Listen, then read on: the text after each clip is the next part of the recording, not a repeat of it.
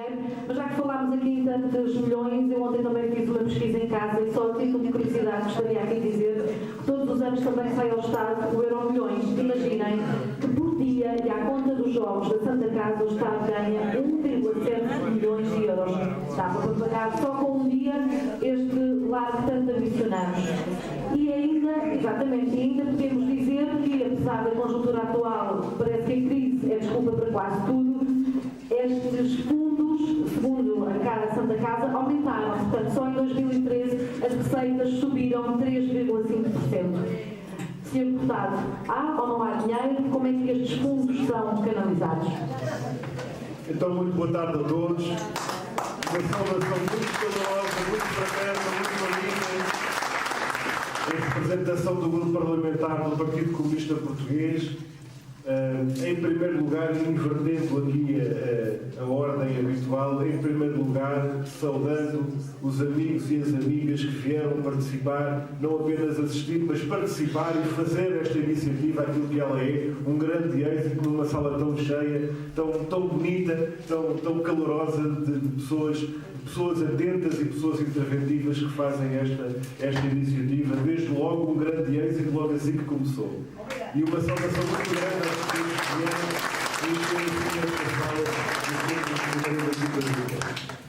e ao fazer isso estou a saudar de uma forma muito calorosa o Centro Comunitário da Quinta do Conde e a sua Presidente, da pessoa da Presidente Helena Cordeiro, toda a equipa dos responsáveis do ponto de vista da direção, do ponto de vista dos técnicos, do ponto de vista dos trabalhadores, funcionários desta instituição e saudar os autarcas, saudar a senhora vereadora, o Sr. Presidente da Junta de Freguesia, o Sr. Presidente da Assembleia de Freguesia, o vereador também aqui está, as pessoas que representam o poder local democrático que desde a primeira hora têm sempre manifestado todo o apoio e têm estado onde é preciso para dar força a esta luta que é uma causa justa e a este trabalho que é um trabalho que é de um valor inestimável e que é fundamental para a população e para as nossas vidas. E queria saudar também a Sónia Lopes e agradecer também a intervenção e a participação e a pergunta que coloca, que é de facto a pergunta-chave de toda esta discussão, que é a pergunta, mas afinal há dinheiro ou não há dinheiro? E nós dizemos há uma data de anos que há dinheiro, mas está todo guardado nos mesmos cofres, em vez de estar distribuído pela população e pelo país como devia.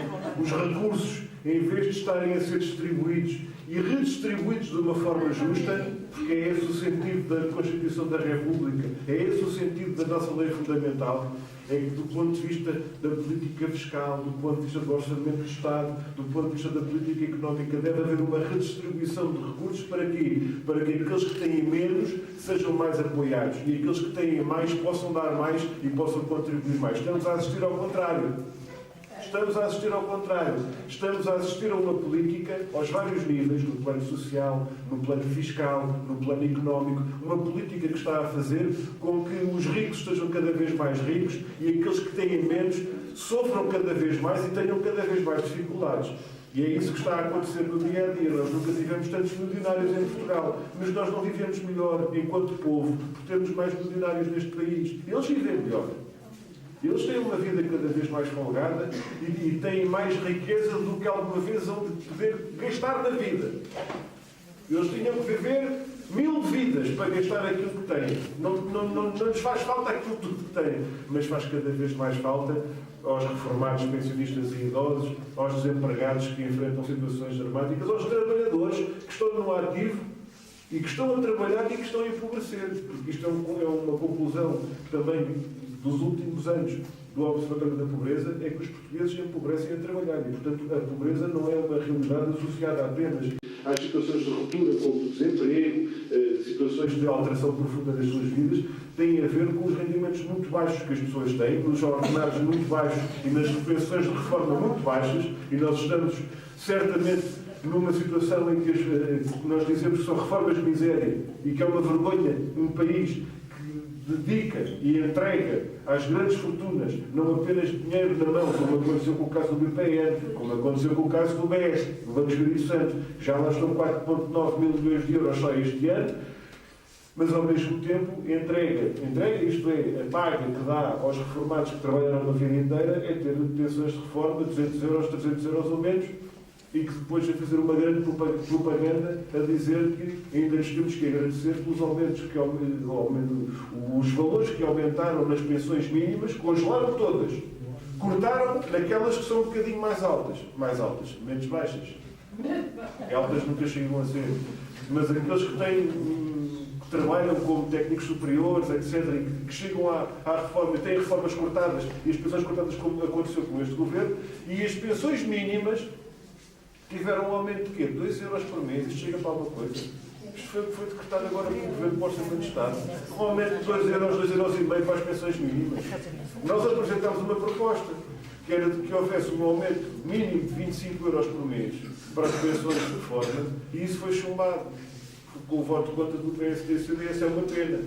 Estas coisas de estar nos sítios certos também têm a ver com isto. É que há alguns anos que eu pessoalmente tenho vindo a acompanhar este caso concreto, este processo ao nível da Quinta do Conde. O PCP, desde o primeiro momento que acompanhou e esteve presente aos vários níveis, e mesmo assim, ao ouvir aqui hoje das intervenções que já foram feitas, da intervenção da Presidente Helena Cordeiro, da vereadora Fícia Costa, do Presidente Vitório Antunes, da excelente apresentação da Elisa Chagas, dos elementos que nos trouxe e que partilhou connosco, muito relevantes para aquilo que é esta discussão. Eu aprendi muito pelo facto de estar aqui hoje e pensava eu que já estava a par deste processo e que vinha acompanhando e que vinha com atenção. A falta que faz nós estarmos no terreno, a falta que faz nós ouvirmos quem sabe, a falta que faz nós falarmos com as pessoas, olhos nos olhos, cara a cara, em vez de dizer, olha, não posso ir, não vou, venham cá vocês se quiserem.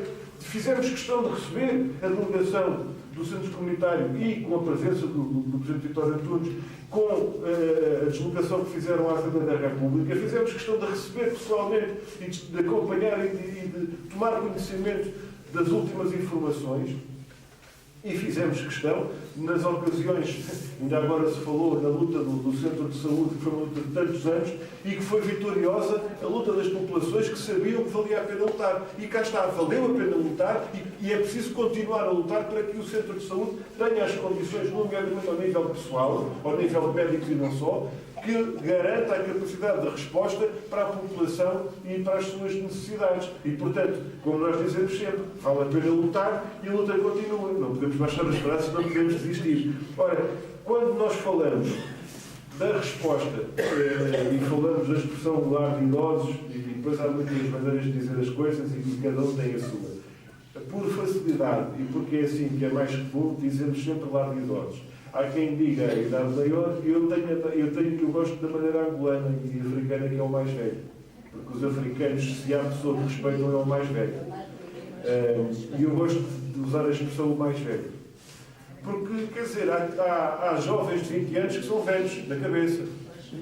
E a gente ainda os tem ouvido ultimamente às vezes. E a questão está, de facto, no respeito que temos que ter, no carinho que temos que ter, enquanto povo, pelos mais velhos de entre nós. Porque temos a convicção que são muito necessários, que fazem muita falta, que nos fazem muita falta e que consideramos que esta presença e esta convivência e este respeito e este carinho fazem parte da relação que temos que ter enquanto povo com os nossos mais velhos. E isso também significa uma segurança social e uma política ao nível da segurança social universal, geral, solidária. Nós temos uma convicção, é que este país tem que garantir em direitos sociais básicos e fundamentais a saúde, a educação, a habitação, o apoio aos mais velhos. Temos que garantir enquanto país e enquanto Estado as condições fundamentais para que essa resposta seja dada. Defendemos que haja uma rede pública, assim como existe o Serviço Nacional de Saúde, defendemos que haja uma rede pública em que haja uma resposta crucial que dê que tenha essa capacidade para atender às necessidades ao nível das regiões. Temos a consciência, a experiência e o conhecimento da importância e da ação que as IPSS no terreno têm na sua intervenção e no trabalho que desenvolvem. E aqui, no caso do Centro Comunitário da Quinta do Conde, nós temos um exemplo que quase que dava para fazer. Eu não sei se a ideia terá razão do ponto de vista técnico, mas a experiência do Centro Comunitário da Quinta do Conde quase que dava para uma investigação, do ponto de vista social, do ponto de vista técnico, do ponto de vista da movimentação e da relação entre as pessoas, que a partir de uma reivindicação e que a partir de uma causa que é justa, consegue chegar aqui onde estamos. Com uma resposta, várias respostas sociais, uma instituição que cumpre 27 anos de vida, de trabalho e de luta e que merece os parabéns e que merece, de facto, essa saudação por esse caminho que já foi percorrido até hoje e tantos anos pela frente que ainda tem de caminho e de trabalho para percorrer. E isto é um movimento popular que nasce, que cresce e que se desenvolve, que se aprofunda, que se enraiza, que se alarga a partir da reivindicação e da exigência de um lar, de um equipamento próprio, de uma estrutura específica, de uma resposta específica que as pessoas precisavam e precisam. E, portanto, quase olhando para o fim destas palavras que eu vou dizer, mas com mais algumas questões que eu queria colocar, olhando para o fim daquilo que eu queria dizer, eu quase penso que podemos dizer assim: quando também aqui alcançarmos a vitória e chegarmos ao dia em que abrirá as portas, porque essa é uma conquista que vai chegar. Quando chegar a esse dia em que vai abrir a porta, o lar de idosos, assim chamado, do Centro Comunitário da Quinta do Conde, nós vamos dizer: conseguimos, e os primeiros a homenagear vão ser aqueles que lançaram esta luta, vão ser aqueles que lançaram esta exigência e que nos últimos, nestes mais de 30 anos, nestes 32 anos pelo menos, têm passado até de geração em geração esta causa e esta exigência que é justa. Que é justa, tem que ser atendida, que tem que ser olhada com respeito e não desta forma, se calhar habilidosa, mas pouco respeitosa, como os responsáveis políticos e não só têm olhado ao longo dos anos para a forma como a proposta foi apresentada. Com qualidade técnica, com sustentação e com fundamento, até respondendo àquelas exigências, se calhar pouco sensatas, que foram colocadas pelos responsáveis aos mais diversos níveis. Agora metam aí a resposta de creche. Mas a gente tem já creche e tem vagas e se calhar não as consegue preencher ao máximo. Não interessa, ponham na mesma. O que interessa é o que está no papel, não é o que está no terreno. O que interessa é as estatísticas, não são as pessoas. É assim a resposta que o poder político tem dado. Não só aqui, mas aqui de uma forma muito flagrante. E nós temos que denunciar isso. Nós temos que denunciar e contar a toda a gente aquilo que foi aqui relatado. É que este projeto já podia ser realidade e já podia estar no terreno a atender e a apoiar a vida concreta das pessoas que precisam. E que não têm essa resposta porque o dinheiro vai para onde? Vai para o BPM, vai para o BES, vai para as parcerias público-privadas. Eu diria que ainda a semana passada, aqui na freguesia da Quinta do Conde, numa iniciativa que se realizou sobre o Orçamento de Estado, centrámos-nos num número em concreto que está no Orçamento de Estado, que é ainda mais do que aquilo que foi dito, que tem a ver com o que nós vamos pagar de juros da dívida pública aos bancos, aos grandes bancos nacionais e internacionais, que no Orçamento de Estado para 2015 está previsto ser um pagamento de 8,2 mil milhões de euros. As pessoas que têm um empréstimo para a sua casa, ou seja, para o que for, normalmente a prestação tem uma parte de juros e uma parte de amortização. Portanto, há uma parte que nós vamos pagando a casa e há outra parte que são os juros, que estava já no contrato, não baixa a dívida. Estamos a pagar os juros, mas a dívida fica lá. Os 8,2 mil milhões de euros que o Estado vai pagar em juros para o ano que vem não vão abater à dívida coisa nenhuma. A dívida vai aumentar, porque são juros sobre juros E é por isso que o Estado tinha uma dívida que era de 124% do PIB e agora era há 3 anos, quando este governo colocou, e agora está em 133% do PIB. Ou seja, aumentou a dívida, está a aumentar o pagamento do Orçamento de Estado só em juros. Portanto, a dívida aumenta e quanto mais pagamos, mais devemos. E é isto que está a acontecer. E estes 8,2 mil milhões de euros vão ser pagos para o ano só em juros, vão direitinhos para os grandes bancos, não apenas para o Banco Espírito Santo, para o BPI, mas para grandes bancos suíços, alemães, ingleses, holandeses, que vão receber o dinheiro que está a ser tirado ao povo. O dinheiro que está a ser tirado ao povo e que está a ir, de facto, para o grande poder económico. E esses 8,2 mil milhões de euros davam, se nós quiséssemos gastá-lo todo em medicamentos, dava para 8 anos de medicamentos gratuitos nos hospitais para toda a gente. É o equivalente a 8 anos da despesa que o Estado tem com medicamentos nos hospitais, dava gratuitamente 8 anos de medicamentos para toda a gente. Dava 25 anos de propinas gratuitas para todos, até ao doutoramento. Dava para 3 anos de reposição de cortes nos salários para todos os funcionários públicos. 1 ano de juros. E pagava lá no Centro Comunitário da Quinta do Conde e mais outros 4.673 lares iguais a esse que estava no projeto, a 1,75 milhões de euros. É este o dinheiro que está aí. Só estamos a falar de juros. Não estamos agora a falar dos mais 4,9 mil milhões que foram para o BES, mais o dinheiro que foi para as PPPs. Estamos só a falar dos juros da dívida. E isto significa que, tal como o que está a acontecer na saúde, aqui eu tenho uma opinião diferente. Às vezes parece que esta situação revela e demonstra uma total falta de estratégia ao nível do Estado e do Governo. Eu tenho uma opinião diferente. Eu acho que isto não é falta de estratégia. É uma estratégia que consiste em garantir lucros e negócios de muitos milhões a alguns, à custa da exploração e do empobrecimento de quase todos.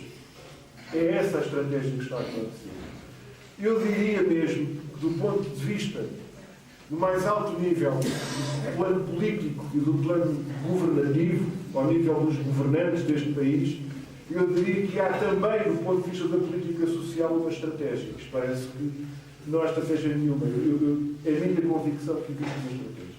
E a estratégia é desmantelar a resposta social ao nível da rede pública e mesmo de muitas IPSS que têm um trabalho meritório e que têm uma visão que não é a visão mercantilista, bloquear a atividade dessas estruturas, desmantelar a estrutura do Estado. Ainda agora tivemos uma situação da Segurança Social que tem pessoal a menos. Falta de pessoal.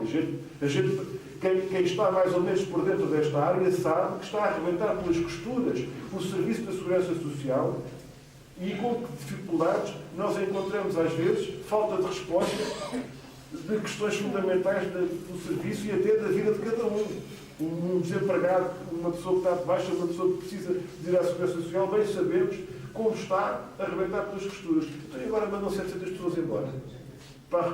Para a chamada pseudo-requalificação, que é pôr as pessoas na prateleira a receberem 40% do ordenado, que é para depois irem para a rua ao fim de algum tempo.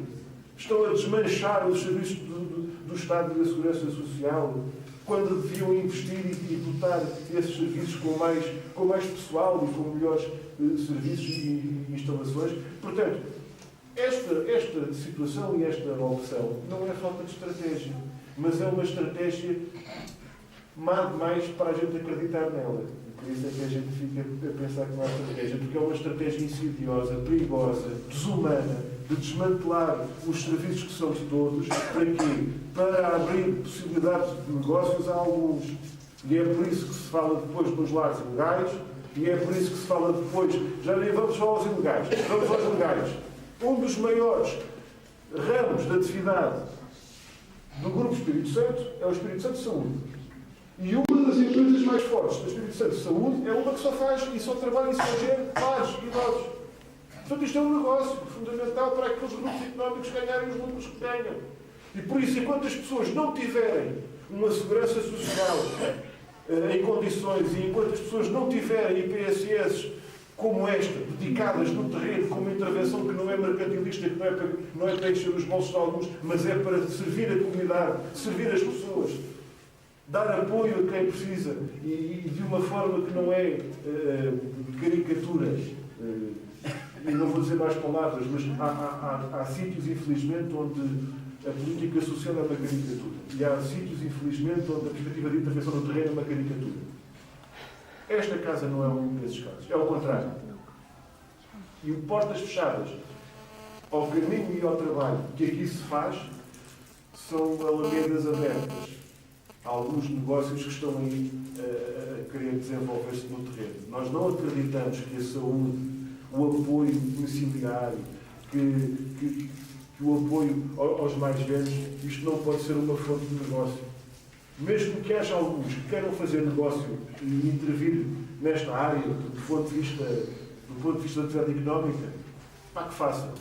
Mas que não vamos obrigar o Estado a negar ao povo aquilo que precisa para garantir negócios à custa da exploração de quase todos e do empobrecimento de quase todos. É por isso que é tão importante nós exigirmos a resposta concreta a este tipo de exigências, porque são justas.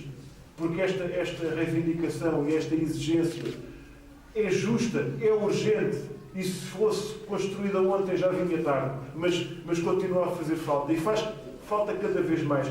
Eu quero dizer que estes números são poderosos, e quase que valia a pena fazer uma coisa maior que esta, só com este 68,3% de crescimento na faixa etária dos 65 ou mais anos, na Quinta do Conde. Com esta perspectiva, na próxima década, a tendência será de ir mais longe nesse aumento. Esta informação foi muito importante e foi muito oportuna. E nós vamos colocar esta questão na Assembleia, sem dúvida nenhuma. Aquilo que está a acontecer é fundamental. Aquilo que está a acontecer é luta no terreno, intervenção, avisar toda a gente, chamar a atenção das pessoas, consciencializar as pessoas, sensibilizar, mobilizar as pessoas para a luta e, ao mesmo tempo, junto dos responsáveis políticos, ao mais alto nível dos órgãos de soberania, confrontar os responsáveis e exigir essa resposta e essa decisão. Já é o caso da petição, dessa excelente iniciativa que eu quero aqui saudar, dessa petição que já foi entregue à Assembleia da República e que, de facto, vai obrigar os grupos parlamentares a assumirem uma posição sobre esta matéria. Eu queria dar aqui uma informação.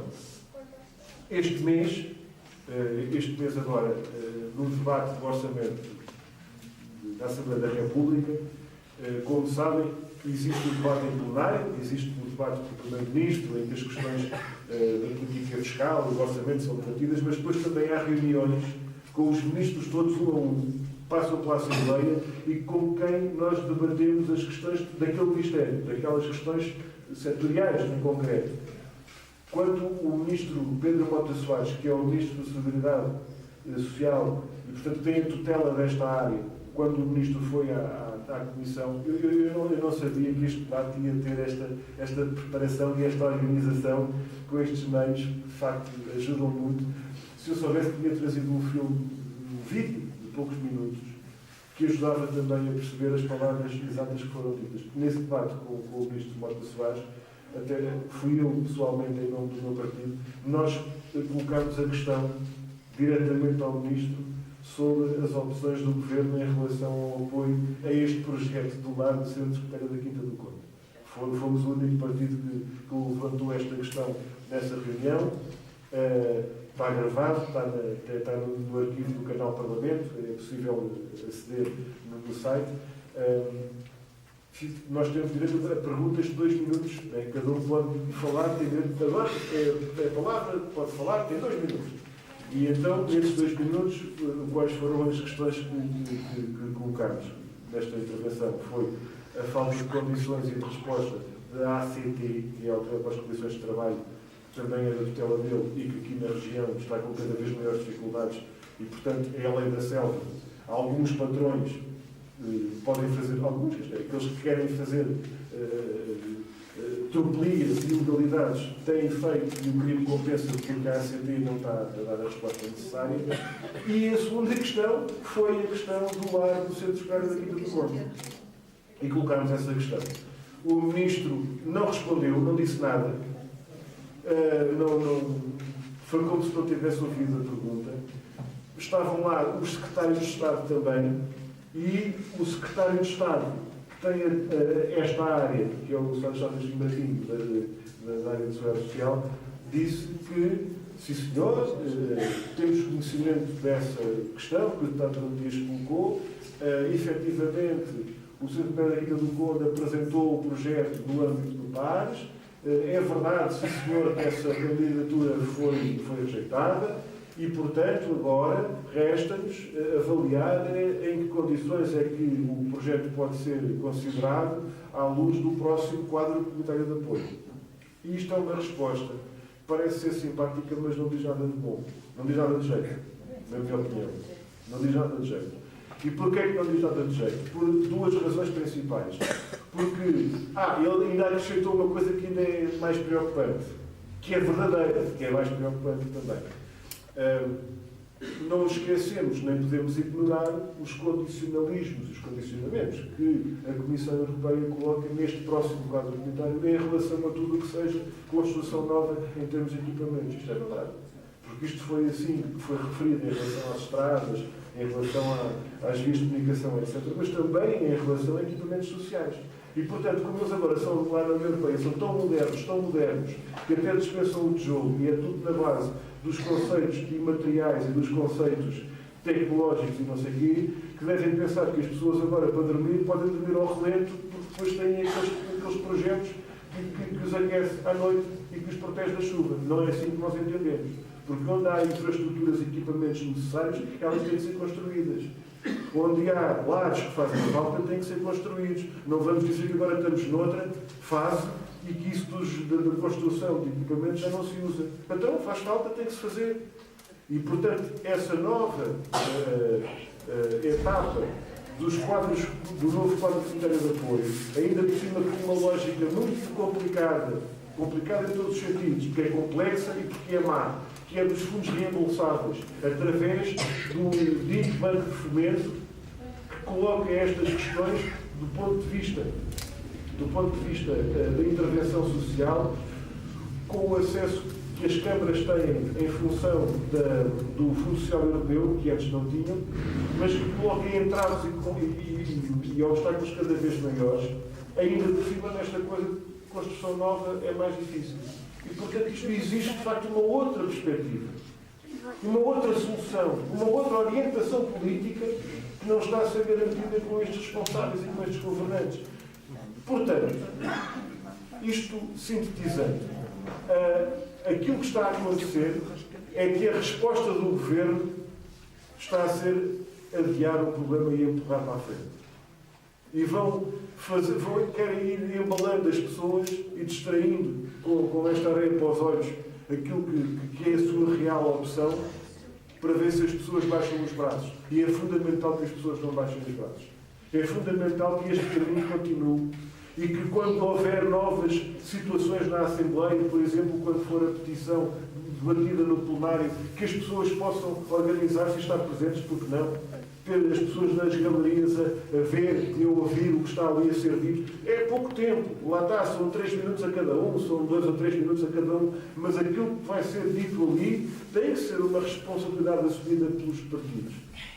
Infelizmente não estão aqui todos. Deviam estar para ouvir. Deviam estar para também assumir a sua posição. A nossa posição, eu não tenho a certeza do ano, ou de quais foram os anos em que nós apresentámos, mas tenho quase a certeza absoluta, com 99,9%, eu lembro-me de ver o LAR, do Centro Comunitário da Quinta do Conde, nos projetos e propostas que o PCP apresentou ao PIVAC, sucessivamente, ano após ano. E eram sempre chumbados, ou pelo PS quando estava no Governo, ou pelo PSD quando estava no Governo, do CDS. Apresentámos na Assembleia aquilo que nós defendíamos há anos atrás, é aquilo que defendemos hoje, e é aquilo que vamos continuar a defender. E aquilo que dizemos aqui, às amigas e aos amigos que aqui estão presentes, aquilo que diremos às pessoas no terreno é a mesma coisa que diremos na Assembleia e que dizemos na Assembleia, não dizemos duas coisas diferentes.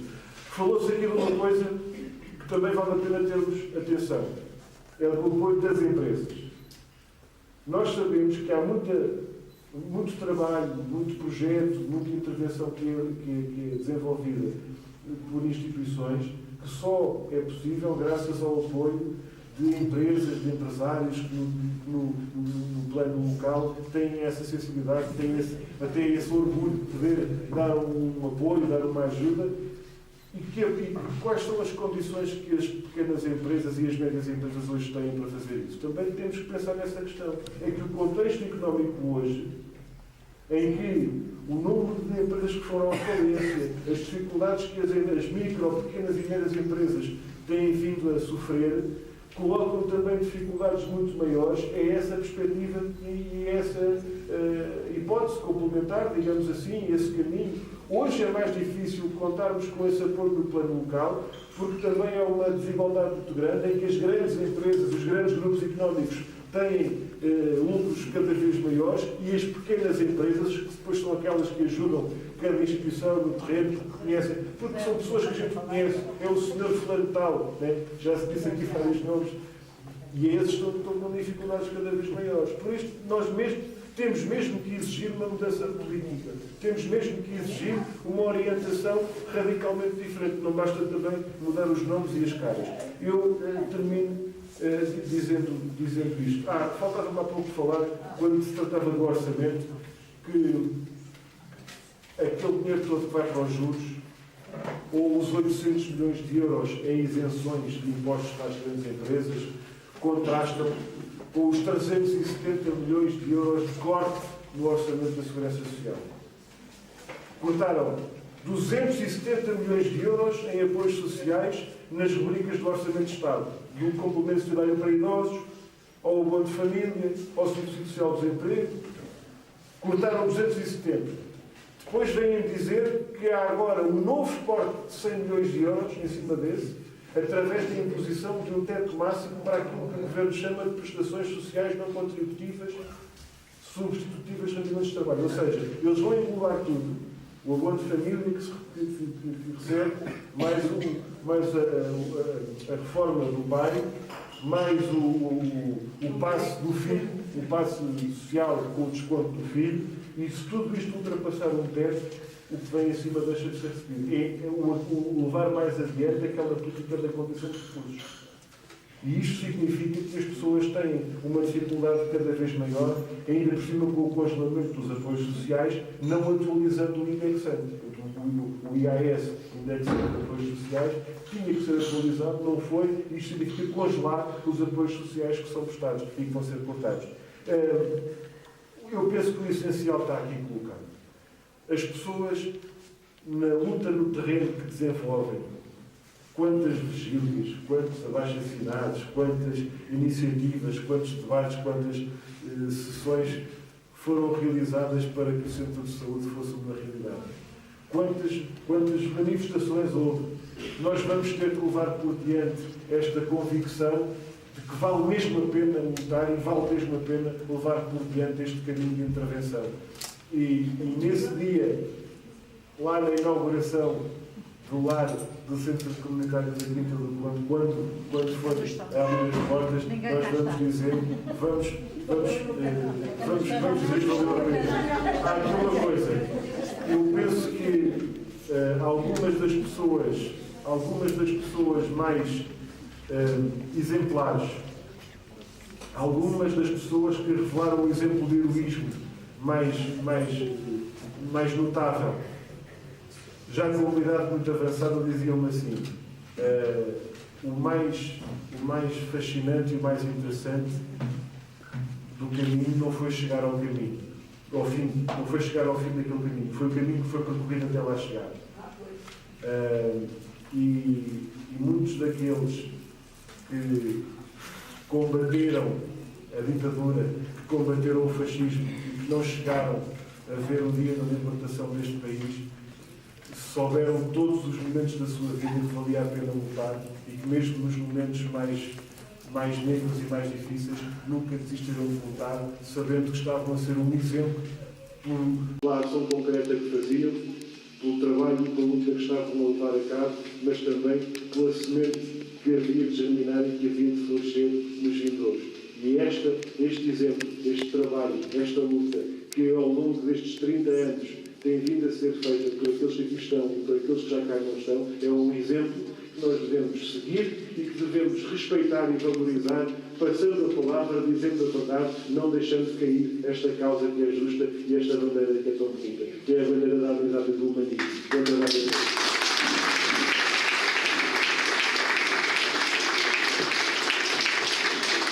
Eu agora queria passar a palavra aos presentes. Sabia e sei que há pessoas que querem pedir. Eu ia pedir a quem quer ter a palavra que se aproximasse aqui, por favor, para poder falar aos microfones.